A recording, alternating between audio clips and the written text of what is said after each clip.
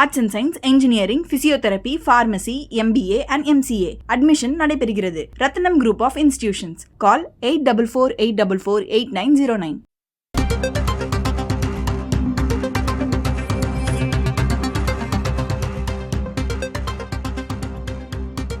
அண்மை செய்தி.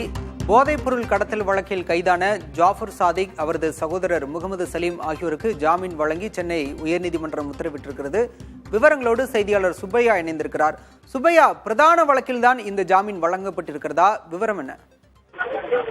அதாவது பிரதான வழக்கில் தான் இந்த ஜாமீன் வழங்கப்பட்டுள்ளது. குறிப்பா பார்த்தீங்கன்னா போதைப்பொருள் கடத்தல் தொடர்பான வழக்கில் ஜாஃபர் சாதிக் அவர்கள் சகோதரர் கைது செய்யப்பட்டிருந்தனர். இந்த வழக்கானது கடந்த ஓராண்டாக சென்னை முதன்மை அமர்வு நீதிமன்றத்தில் நடைபெற்று வருகிறது. இந்த வழக்கில் அவர் ஜாமீன் கேட்டு சென்னை முதன்மை அமர்வு நீதிமன்றத்தில் மனு தாக்கல் செய்திருந்தார். அந்த மனு தள்ளுபடி செய்யப்பட்டது.